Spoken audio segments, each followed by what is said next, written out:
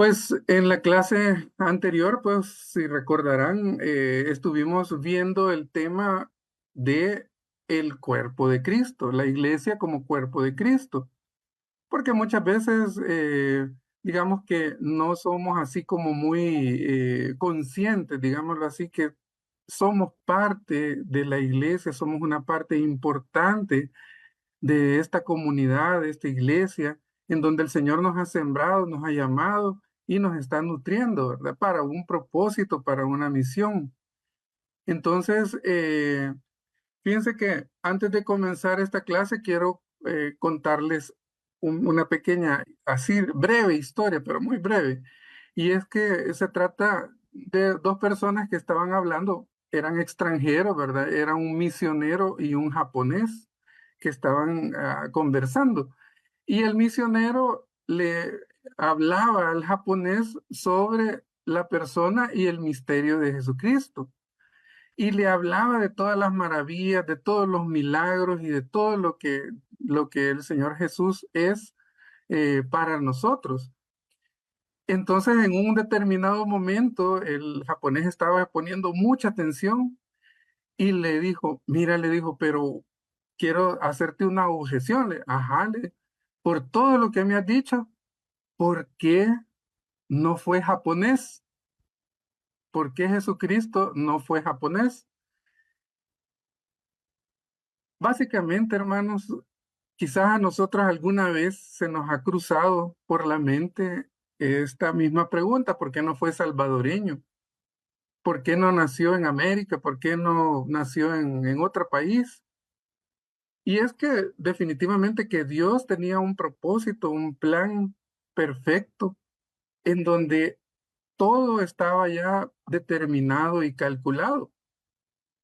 La verdad es que si bien es cierto que nadie puede negar que Jesús pudo haber nacido en cualquier país, en cualquier momento del mundo, y el impacto de su nacimiento y de su ministerio hubiera sido el mismo, la salvación hubiera también sido la misma, pero hay ciertos factores dentro de lo que es el pueblo judío que básicamente el Señor lo tenía ya tremendamente establecido y premeditado. O sea, Él es el constructor, recordémonos, de todo cuanto existe. Y nos insertó en este mundo bajo todas estas condiciones que vamos a ver este día. Ahora la clase que vamos a tener, quizás algunos la podrán sentir quizás un poco académica, y es que es necesario contextualizar lo que es la historia de la iglesia. Si nosotros hablamos de historia en términos generales, pues, o sea, podemos hablar de todos los grandes acontecimientos que se han dado a lo largo de los siglos de lo que es la humanidad.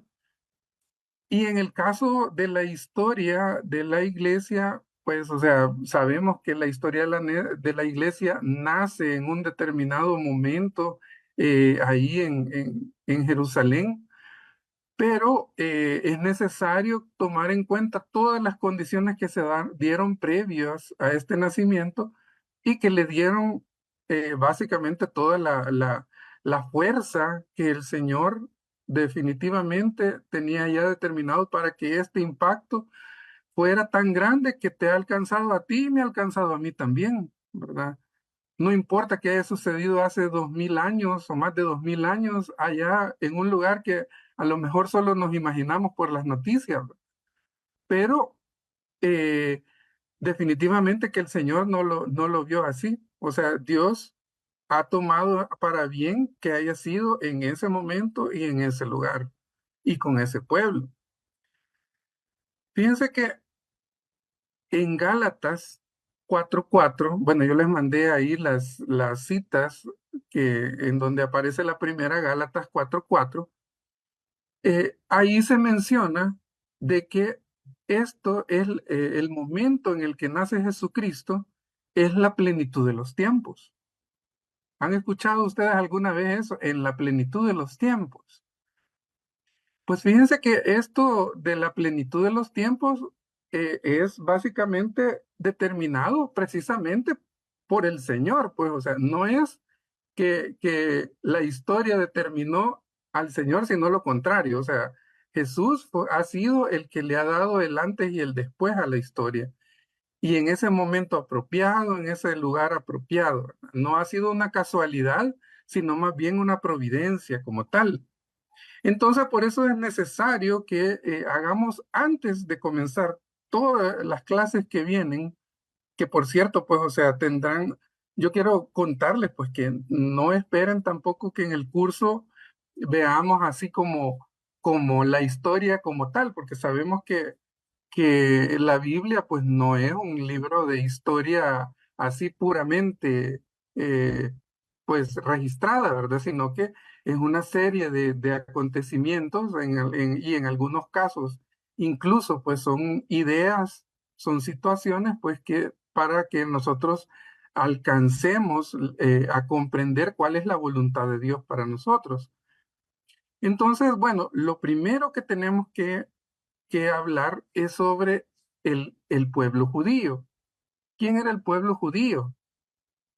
El pueblo judío comenzó prácticamente desde Abraham, aquel hombre que, bueno, al principio no se llamaba Abraham, sino que se llamaba Abram, por allá unos casi 2000 años antes de la venida de Jesús, ¿verdad? Y este hombre tiene un encuentro con el Señor porque el Señor entra a la historia de este hombre y entra a la historia de todos nosotros y de acuerdo a todas esas, a todo lo que sucede con él, sabemos que hay una promesa de una descendencia. Y si bien es cierto que habla de toda la descendencia del pueblo judío, pero la descendencia más importante que a la que el Señor se refiere es el nacimiento de nuestro Señor Jesucristo. Entonces, pues todos nosotros hemos, digamos, leído, ya sea completamente o no, la narración bíblica. Y sabemos pues que existieron patriarcas, como por ejemplo Moisés, Josué, los jueces, existieron monarquías, ¿verdad? Por allá por el año 1000 antes de Jesucristo, en donde pues resuenan nombres como Saúl, el rey David, el rey Salomón. Y más adelante también sabemos que este reino que se va constituyendo se separa y conforma dos reinos completamente, digamos, cercanos pero diferentes, el reino de Israel y el reino de Judá. Israel pues tenía como capital a Samaria y Judá a Jerusalén. Y esta situación viene a generar una serie de conflictos dentro de esa área de Palestina que conocemos hoy.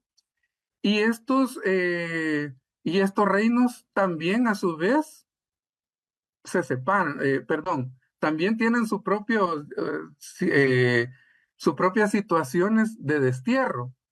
Si ustedes recordarán, al pueblo de Israel, que eran los del norte, a los asirios vienen y los llevan en cautiverio.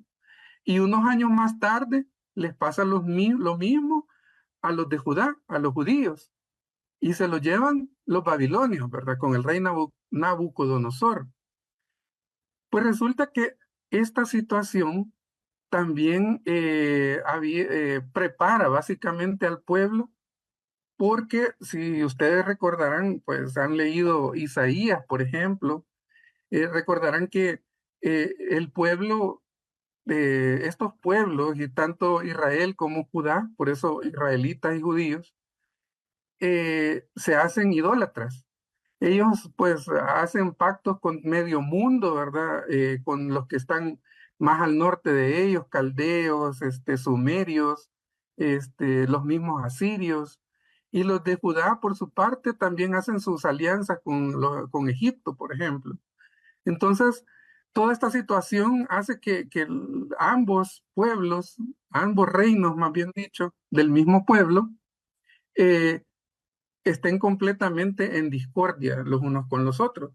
Pero y esta situación hace que para tanto para los asirios como para los babilonios, esta situación de llegar a conquistar estas tierras se les hace sumamente fácil. Bueno, pero después del destierro hay un regreso, un retorno, y eso pues le lleva más o menos alrededor de como 100 años aproximadamente, un poco menos, en donde hay un rey que se llama Ciro el Persa, no Ciro López, este, Ciro el Persa, que es el que permite que los judíos regresen de Babilonia, pero no todos se regresan.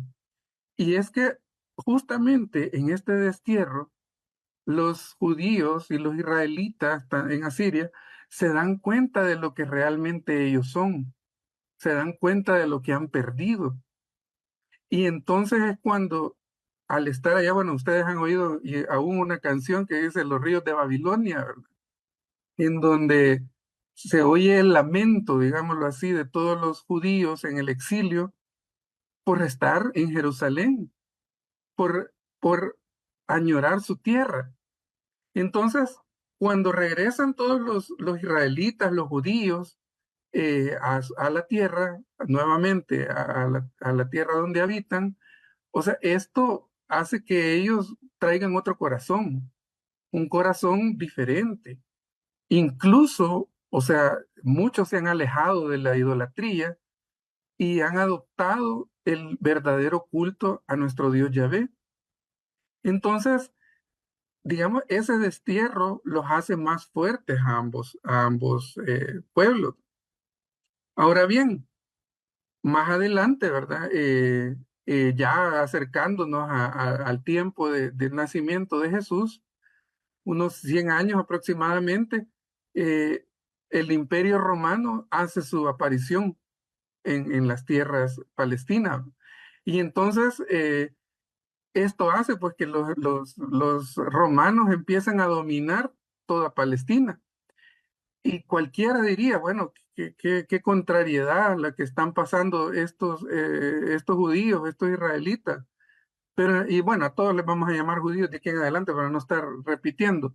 A todos los judíos, o sea, les causa pues problema que haya otro más que los esté queriendo mandar, pero indiscutiblemente que también es la voluntad de Dios y ya vamos a ver por qué. Entonces, por supuesto, dentro de toda esa gama de historias también tiene que ver las conquistas de Alejandro Magno, que en donde podemos ver que tanto el imperio greco-romano, digámoslo así, se forma y pues los romanos adoptan la cultura de los griegos y los griegos adoptan pues también ciertos aspectos culturales y económicos, sobre todo de la fortaleza de los romanos, ¿verdad? Entonces, de esta manera se constituye el gran imperio romano y que este imperio es el que prevalece a los tiempos de Jesús. Entonces, este tiempo de purificación que han tenido en el exilio los judíos les permitió ser fieles durante todas estas ocupaciones. Y a pesar pues de que existían grandes presiones en toda Palestina para que abandonaran sus cultos, para que abandonaran el verdadero culto a Dios, en lugar de eso, pues los romanos pues, empiezan a decir, bueno, ahí dejémoslo, ¿verdad? Que ellos hagan lo que ellos quieren. Sin embargo, pues, o sea, toda esta situación hace que los judíos, eh, dada esa fe que tienen, o sea, vayan también, digamos, adentrándose en lo que es el imperio romano.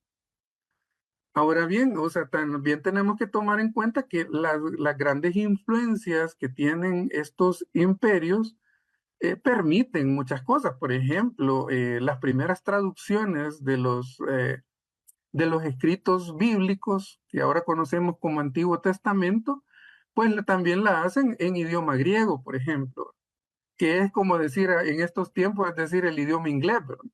Que es hablado en todos lados. Y esto es bien importante, porque el arameo que se hablaba en Israel, pues solamente los israelitas lo entendían. Pero cuando estas traducciones se dan al griego, entonces la palabra de Dios puede viajar alrededor del mundo conocido en ese momento. Y esto es bien importante.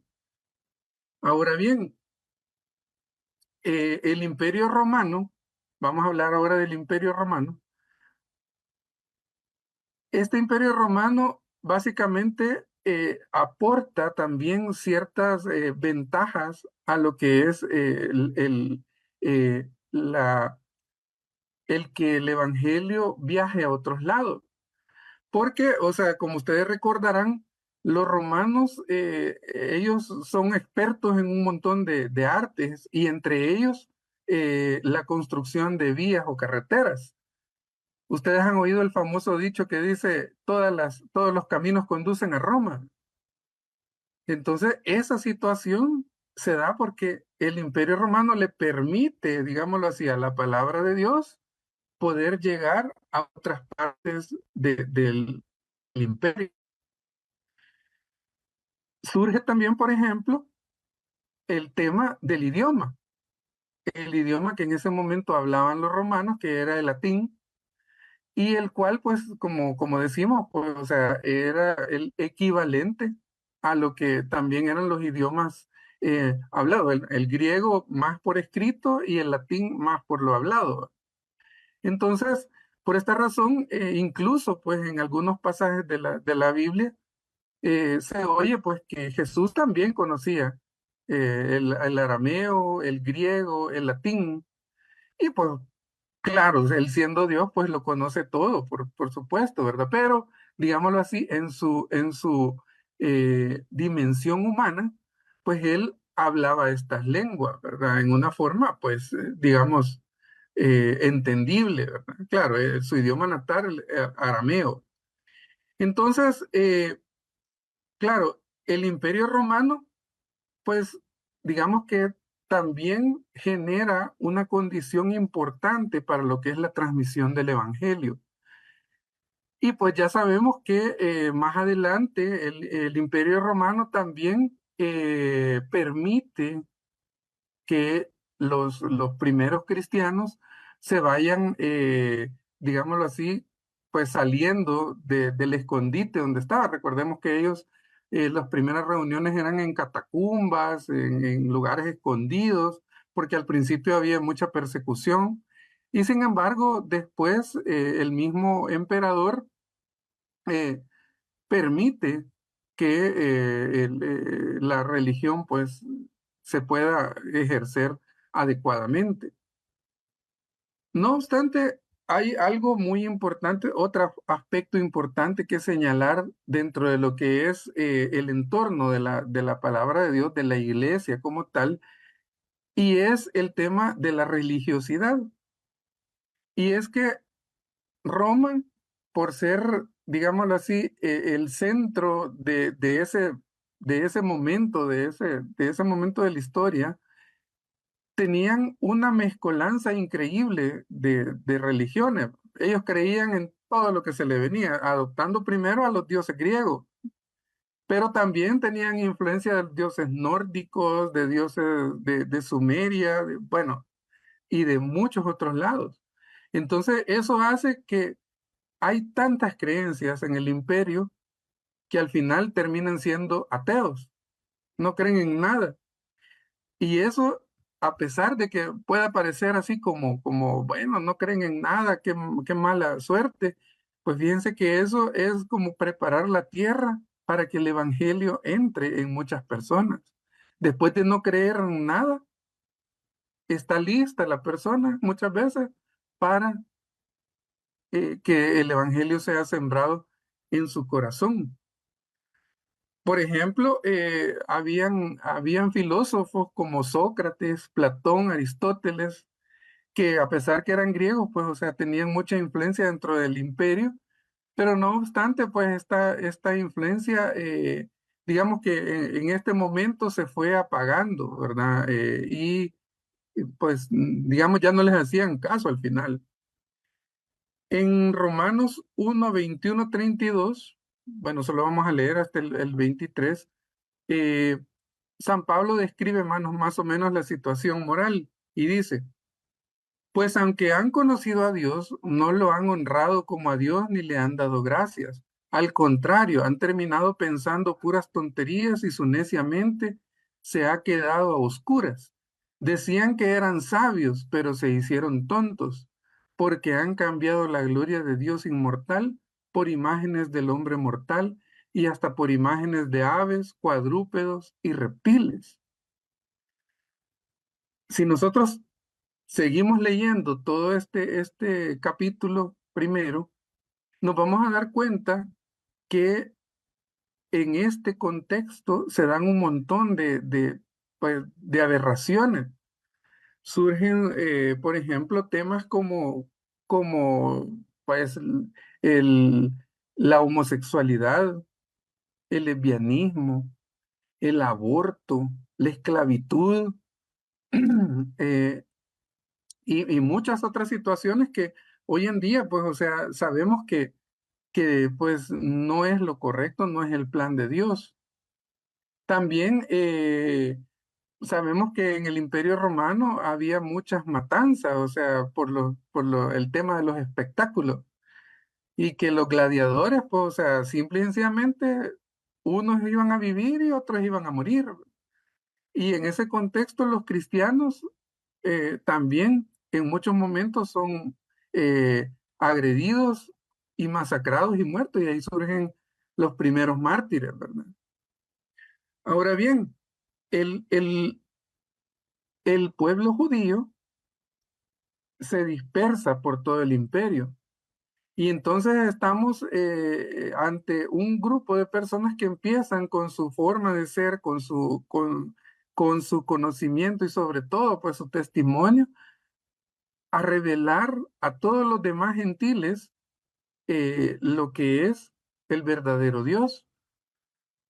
Entonces, en la misma carta de los Romanos, todo el capítulo 2 también, pues, o sea, habla de pues, los pueblos paganos que eran, pues, presa de estas falsas creencias.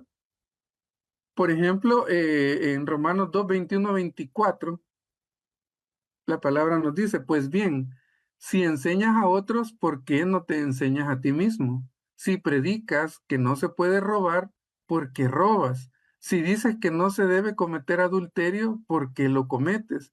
Si odias a los ídolos, ¿por qué robas las riquezas de sus templos? Te glorías de la ley, pero deshonras a Dios porque la desobedeces. Con razón dice la Escritura, los paganos ofenden a Dios por culpa de ustedes. ¿A quién les estará hablando San Pablo? Y es a los mismos judíos, porque también muchos judíos, a pesar de que tenían la oportunidad de enseñar a otros eh, la fe cristiana, la fe en Jesucristo, pues se mezclaron en lugar de salir ellos enseñándole a los demás, eran presa de las creencias de los demás. Y fíjense lo que dice esta parte de la escritura, que ellos hablaban de cosas maravillosas, pero hacían lo contrario. Qué pena realmente, hermanos, que a nosotros se nos juzgue más por nuestro testimonio que por lo que nosotros predicamos.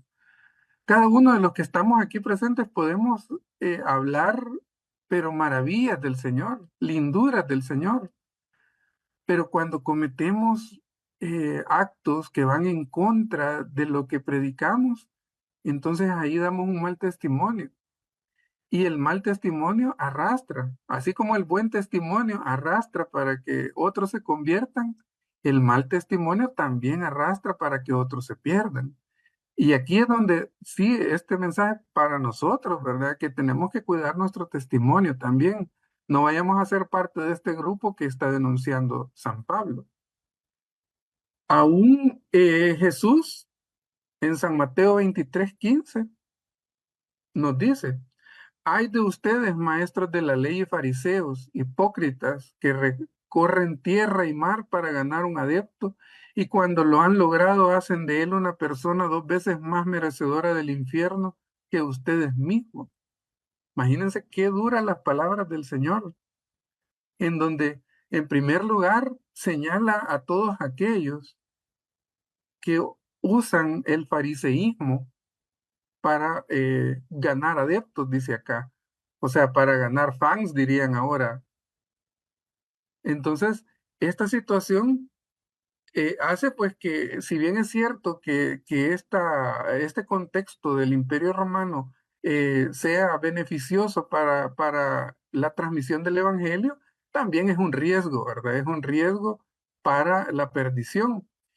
Y es lo que nos puede suceder a nosotros. Todas las oportunidades que nosotros tenemos en nuestro trabajo, en nuestra familia, y en todo lugar en donde estamos. O sea, tanto podemos ser buen testimonio como mal testimonio. Ahí depende de cómo nosotros aprovechemos todas las ventajas y bendiciones que Dios nos provee. Bueno, entonces en medio de todo esto, pues existe la esperanza de la renovación, una renovación universal y que se esparce cada vez más liderado pues básicamente por los cristianos en este mundo. Ahora bien, cuando Jesús viene, también se enfrenta a un entorno. Bueno, básicamente, pues, o sea, él nace en esta ocupación romana. Y como ustedes han visto, bueno, han leído también y han visto películas y todo, pues, o sea, los fariseos y todos el sumo sacerdote y todo, digámoslo así, se aprovechan de estas situaciones para mandar a Jesús a, a- a la cruz, ¿verdad? Mas no saben que todo eso es parte ya de un plan de Dios. Entonces, pues, digamos, Jesús nace también inmerso en este contexto. Y como les digo, estas iniciativas, o sea, de este momento preciso en que Jesús viene, es justamente todo lo que hace que a este tiempo se le conozca como la plenitud de los tiempos. Bueno, cuando Jesús entonces viene, ¿con qué se encontró? Bueno, se encontró con una serie de personajes, ¿verdad? Que algunos se fueron para su bien, otros no tanto, ¿verdad? Por ejemplo, había un grupo que se llamaba los Herodianos, que era un partido político, digámoslo así, aliado con los romanos, y que si bien es cierto, practicaban la religiosidad, pues era más que todo como servilismo hacia el imperio romano. También teníamos a los sumos sacerdotes que estaban en el templo, que eran aprovechados. Ellos se aprovechaban tanto del pueblo como de lo que tenían a la mano, ¿verdad? Y por eso es que ellos manipulan a todo mundo para sus propios intereses. También tenemos a los saduceos. Los saduceos básicamente eran aquellos religiosos ricos, o sea, aquellos que por herencia, digámoslo así, estaban dentro de un grupo selecto de religiosos que eran justamente estos saduceos y que igual que los demás, pues ellos se apegaban a lo que más les convenía. Hay una particularidad que de los saduceos y ellos no creían en la vida eterna, solamente creían pues que al terminar la vida, hasta ahí llegaba, digámoslo así, la vida del hombre. Y pues eso ya sabemos que es totalmente opuesto a lo que Jesús nos ha enseñado. También tenemos a los escribas que eran los que básicamente escribían la ley, los que hacían las leyes, los decretos, y ellos siempre estaban así como cuidadosos de las costumbres. Entonces ellos escribían todas las cosas que muchas veces hasta eran imposibles para cumplir y se alejaban completamente de lo que era la verdadera ley de Dios. de tanto que querían, digámoslo así, hacerse religiosos, que terminaron haciéndose completamente contrarios a al Evangelio del amor que Jesús venía a nuevamente rescatar. Teníamos a los fariseos, por ejemplo, que era otro partido religioso que dominaba en el pueblo, y pues que ellos siempre estaban así como atentos a lo que era la venida del Mesías, pero la idea que tenían de Mesías era completamente contraria. Para ellos era un libertador político, un libertador económico, que los iba a librar del yugo de los romanos, de los asirios, de los babilonios, de los egipcios y de cualquier otro que viniera a quererlos oprimir. Mas no sabían pues que la salvación es del pecado y de sus consecuencias, de la muerte eterna. Entonces, el mismo Jesús se refiere muchas veces a estos personajes y les dice raza de víboras, sepulcros blanqueados. O sea, solamente guardaban apariencia y no eran capaces a veces de hacer todo lo que ellos les pedían al pueblo que hicieran.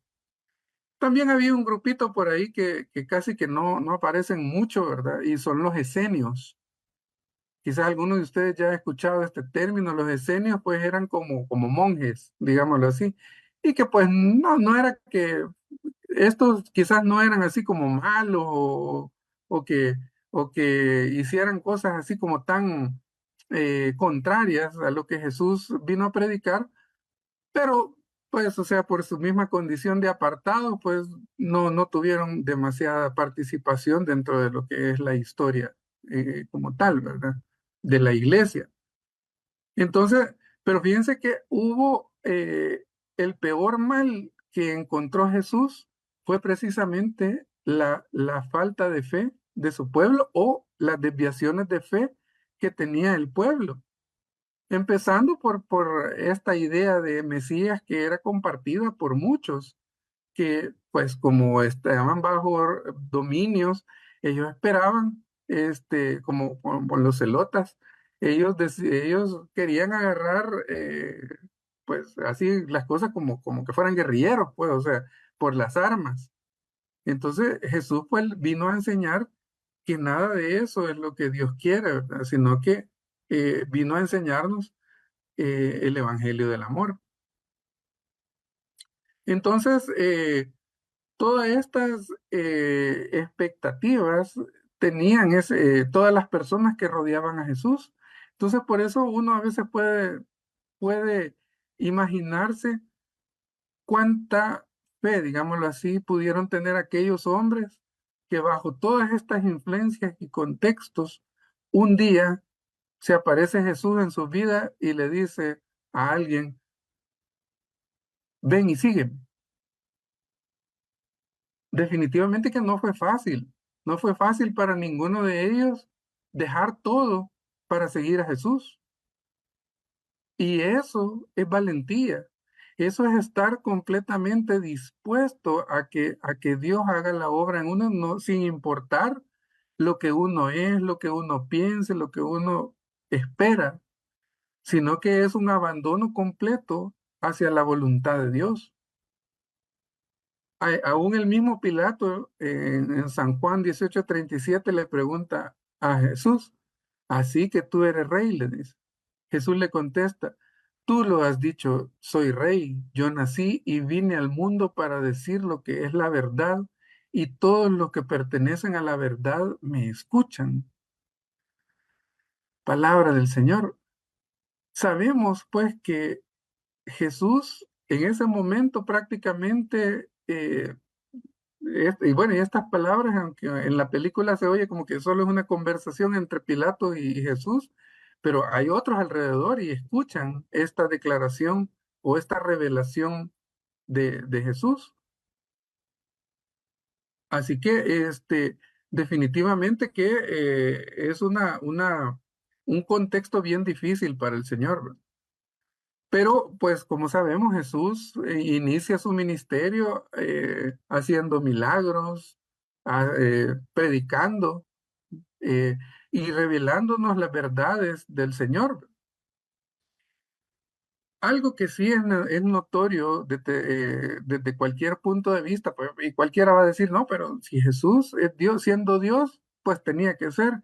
Y es que Jesús demuestra que Él es el mejor organizador que puede existir, porque organiza la iglesia.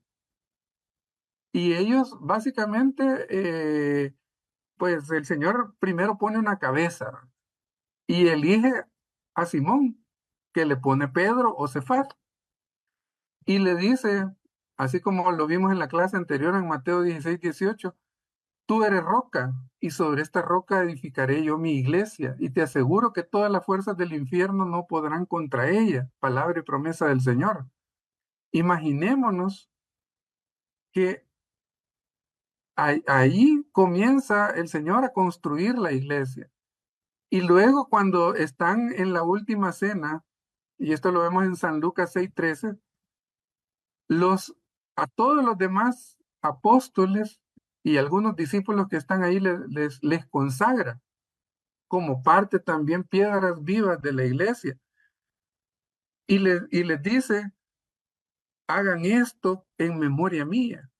O sea, les está dando ya el mandato que nos da a nosotros el pie para la celebración de la Eucaristía.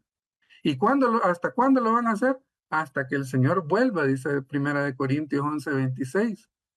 Entonces, esta es la forma en que el Señor se garantiza de la continuidad de la iglesia.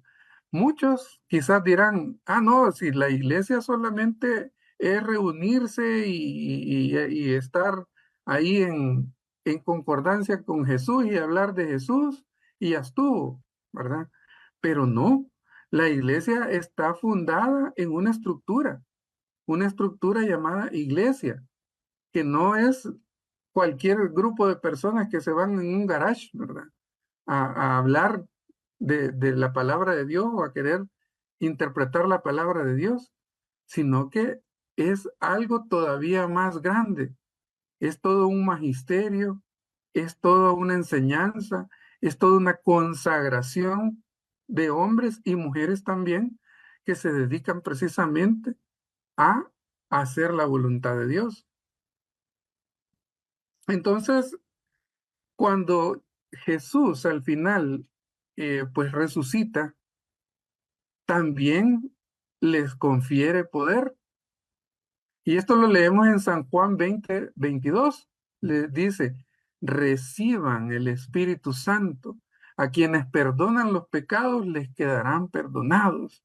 Palabra de Dios. Y antes de irse al cielo, en San Mateo 28:18 nos dice la palabra de Dios, se me ha entregado todo el poder en el cielo y en la tierra. Vayan pues y hagan discípulos de todas las gentes, de toda la gente, bautizándolas en el nombre del Padre y del Hijo y del Espíritu Santo, enseñándoles a guardar todo lo que yo les he mandado. Y sepan que yo estoy con ustedes hasta el fin del mundo. Palabra y promesa de Dios. Dios, Jesucristo, organiza bien la iglesia, le da el poder, le da pues el acompañamiento tanto de él mismo como del Espíritu Santo, le da la fuerza, le da todo lo que se necesita para que la misión de la iglesia sea santificar, la iglesia sea hacer discípulos, dice, y hacer que todos los hombres se vuelvan a Dios, a que todos nos convirtamos. Entonces, esa es la misión mía y tuya también, hacer de otros discípulos, bautizarlas. ¿Qué quiere decir bautizarlas? Por supuesto, el sacramento del bautismo es importante, pero también el nuevamente llevar a los pies del Señor para que reciban nuevas efusiones del Espíritu Santo es parte de nuestra misión y es lo que hacemos en nuestra comunidad, llevando a otros a retiro. Entonces, nosotros estamos cumpliendo eso. Claro, no es fácil cuando todos los peces de nuestra pecera ya fueron pescados, digámoslo así, El Señor nos manda a que extendamos esas tiendas nuevamente y nos vayamos a aguas más profundas a pescar. Bueno, entonces la iglesia pues está gobernada invisiblemente por el Espíritu Santo. Y esto lo hace también derramando dones y carismas a todos los miembros de la iglesia, para que todos seamos, como lo vimos en la clase anterior, seamos parte de ese cuerpo, con funciones específicas, con dones específicos, con todo lo que el Señor nos ha mandado específicamente a cada quien. Entonces, si miramos un poco a los apóstoles, podemos leer perfectamente el libro de los Hechos de los Apóstoles y allí darnos cuenta y ahorrarnos quizás lo que resta de la clase para lo que es qué es lo que hace los apóstoles una vez han recibido el Espíritu Santo. Y precisamente pues estos acontecimientos son los que marcan el inicio de la iglesia. El Pentecostés, por ejemplo, que es vital e importante para todos nosotros los que somos hijos de Dios. Recibir el Espíritu Santo a través del bautismo, a través de la efusión del Espíritu Santo es más que vital, porque sin Dios no somos nada. Pero también se dan otros actos en esa historia y algo que es bien importante hacer notar es la sucesión apostólica. Por ejemplo, sabemos que Judas Iscariote, pues después de traicionar a Jesús, no fue capaz de pedir perdón, sino que la culpa se lo llevó prácticamente a la mala decisión de suicidarse. Y pues solo se quedaron 11. ¿Y qué hicieron? Bueno, no dijeron, bueno, habíamos 12, pero ahora ya se quedó uno, pues solo somos 11. Y en la medida que se vayan ahí muriendo los demás, que les pasa, obviamente, pues solo vamos a ir quedando 10, solo 9, 8, hasta que el último diga, hasta aquí llegó la iglesia. No, no fue así.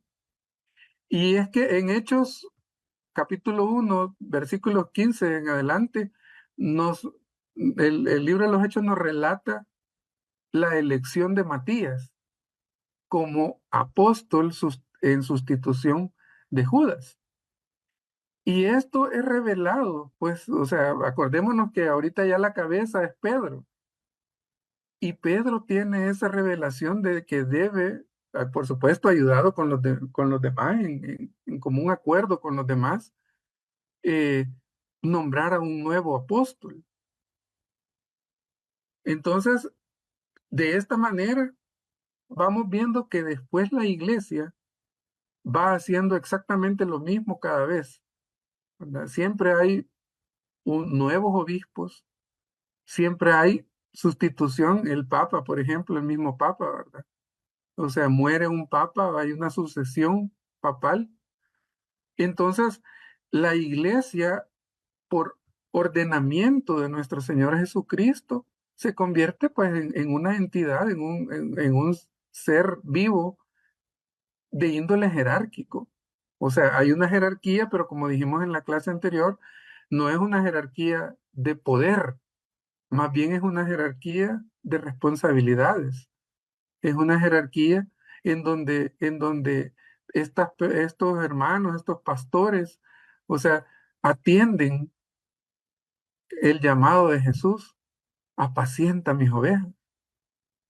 Entonces, los hechos de los apóstoles hacen esta narrativa. ¿Y qué pasa con los demás? Con los que no son apóstoles, los que solo son discípulos o están en procesos de discipulado. En el capítulo 2 de los Hechos nos narra hay unos versículos del 42 al 46 que se los leo, en donde nos dice cómo vivían. Y dice, se mantenían constantes en la enseñanza de los apóstoles, en la unión fraterna, en la fracción del pan, en las oraciones. Todos los creyentes estaban de acuerdo, tenían todo en común y lo repartían entre todos según la necesidad de cada uno. Acudían diariamente al templo con perseverancia y con un mismo espíritu. Partían el pan en las casas y tomaban el alimento con alegría y sencillez de corazón. ¿A usted le hubiera gustado vivir así? ¿Le hubiera gustado estar en ese grupo en donde eran tan unidos? Pues fíjense que el Señor también a nosotros nos da esa oportunidad, tanto en nuestra familia como en la misma comunidad, en la misma iglesia. Claro, o sea, hoy en día pues es difícil decir repartamos todos los bienes así como lo hacían en ese momento. Y sin embargo, pues no es algo completamente descabellado. Por el contrario, esta iglesia primitiva que se forma es una iglesia hermosa, en donde cada quien toma lo que necesita nada más. Lo que pasa es que luego nosotros pues a veces queremos más de lo que tenemos. Ya no nos conformamos con nuestro salario, ya no nos conformamos con las cosas que tenemos en administración, sino que queremos más y más y más.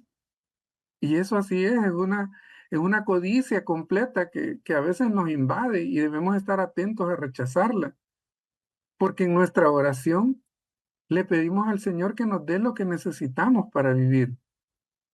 Si hay hermanos a los que el Señor les da más y a otros les da menos, pues a cada quien el Señor le da lo que necesita. Y esa, pues, es algo que todos nosotros debemos estar conscientes. Siempre surge las envidias. Ay, ¿por qué los hermanitos aquellos andan en tamaña nave y yo ando en bus? Pues la pregunta ¿es eso lo que usted necesita? ¿Es eso lo que ellos necesitan? La respuesta, de acuerdo al plan de Dios, es sí. O sea, Dios nos da a cada quien lo que vamos necesitando y como dice aquí al final, partían el pan en las casas y tomaban el alimento con alegría y sencillez de corazón, no por tener más, no por tener menos, sino por la alegría de tener a Cristo en nuestras vidas. Amén. Bueno, entonces, digamos que esto es así como muy general un entorno del nacimiento de nuestra iglesia. Por supuesto, más adelante en esta historia que narran los hechos de los apóstoles, podemos encontrar, pues, por ejemplo, el primer mártir, como lo fue San Esteban, y el mismo Pablo, pues que en un momento determinado se llamaba Saulo y era gran perseguidor de todos los cristianos, perseguidor a la muerte, no era de que solo para alcanzarlos y meterlos presos, para matarlos, pues. Y ya sabemos quién es Pablo o quién ha sido Pablo, que básicamente es el autor de muchos de los libros más importantes para lo que es nuestro seguimiento de nuestra fe. Entonces, mis hermanos, bueno, bueno, y también hay otros temas, por ejemplo, que se dan aquí aprovechando un poquito el tiempo que nos queda, y es que básicamente la apertura de la iglesia hacia lo que son, digamos, las personas no judías, también se da en estos primeros siglos. Y por ejemplo, en las comunidades que se van formando, sobre todo por allá por Turquía y Grecia, como lo es Antioquía, Tesalónica, los Corintios, etcétera, etcétera. O sea, vamos viendo cómo hombres y mujeres que no nacieron judíos se van haciendo cristianos también. Y de por sí es una palabra que surge en estos siglos, los cristianos. Bien. Entonces estos hombres y mujeres, decíamos, se unen a los cristianos. Al principio a los judíos les costaba bastante porque ellos se habían adueñado digámoslo así, de la fe en Yahvé. Y para ellos era un poco difícil que hubieran hombres que no se habían hecho la circuncisión, por ejemplo. Pero pues ya también más adelante pues nos encontramos en que en el primer concilio apostólico que existe se da pues la aceptación de, de las personas que pues no se circuncidan, sino hoy en día pues todos tendríamos que circuncidarnos y no es esa la voluntad de Dios. Bueno, entonces hablando quizás así de todos y cada uno, por ejemplo, Pedro se marchó a Antioquía y a Roma y ya sabemos que murió allá en Roma. Juan, por ejemplo, siguió en Jerusalén y después se va a las islas de Asia, en donde él es el único que muere de anciano, probablemente en Éfeso, y él escribe pues algunas cartas y el Apocalipsis. Luego Santiago el Menor, que es apedreado en Jerusalén. eh, Andrés, que se fue a los pueblos balcanes y murió crucificado en Grecia. eh, Mateo, que se fue a Etiopía. Judas Tadeo, que se fue a Mesopotamia. Bartolomé, que se fue a la India. Santo Tomás, que también se fue a la India. Tomás el apóstol. Simón el Cananeo, que se fue a Persia. Matías, que trabajó también en Etiopía, pero que al final regresó a Judea y murió decapitado.